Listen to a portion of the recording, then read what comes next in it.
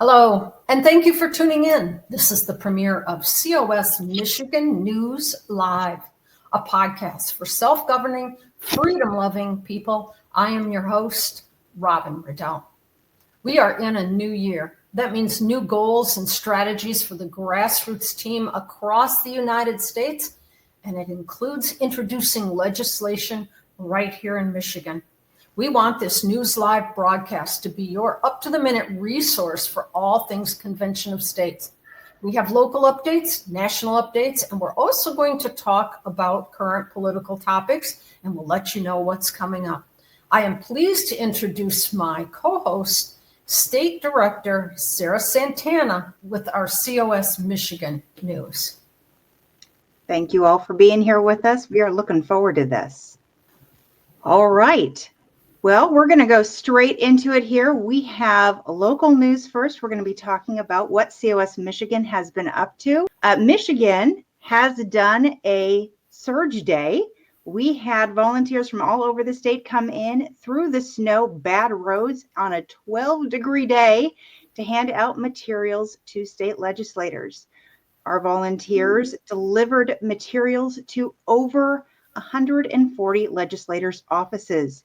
Those materials included information on 34 Ready, which you can find out more about at conventionestates.com/MI. The 34 Ready legislation we gave them information about would help us select commissioners to go to an Article 5 Convention of States. So it's very important for Michigan. Robin, I'm going to pass it over to you for national news. All right. Well, let me bring up my slides here. There is a lot of activity on the national front. If you take a look at the map, 10 states, so those ones colored in blue, have so far in January have active legislation. That's New Hampshire, Rhode Island, Nevada, Kansas, Minnesota, Montana, New Jersey, Wyoming, South Dakota, and Connecticut. Now, multiple states have had legislative victories in the last week. South Dakota passed the COS resolution out of the Senate committee January 17th, and then South Dakota passed the COS resolution out of the Senate in a floor vote January 21st. The resolution is now headed to the South Dakota House, where it will have to pass through a House committee and then the full House before South Dakota joins the ranks of officially passed states. On South Dakota's heels is Wyoming. The Wyoming Senate Committee passed the COS resolution yesterday, 5-0. Now it moves to the Wyoming Senate floor. There is currently a hearing going on in the Montana House. So busy everywhere. I want to share an interesting fact with you. Connecticut became the 50th state to historically file the COS resolution since the founding of the Convention of States project in August 2013. So 50 states have filed.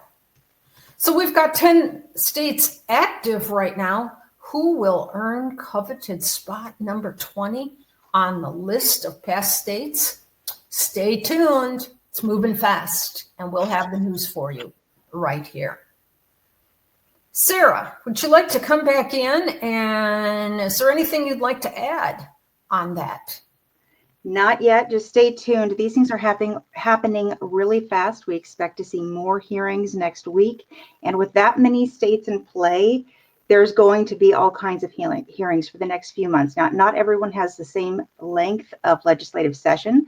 So some of these states have a very short period of time in which to pass stuff. So they're going to be having their hearings very quickly. Other states have a much longer period of time. So even though we filed, we may not see a hearing for a few months. So you're going to want to keep checking back in and keep an eye on that news because there's going to be a lot to come in 2025. It's really an exciting time of year. It's cold and bleak in January, but all this activity is really heartwarming for all of us, and should be for everybody American, as we write some of the things that are going on. So we've covered Michigan news. That was a cold day at the Capitol. It was so cold. Yes. It was so cold.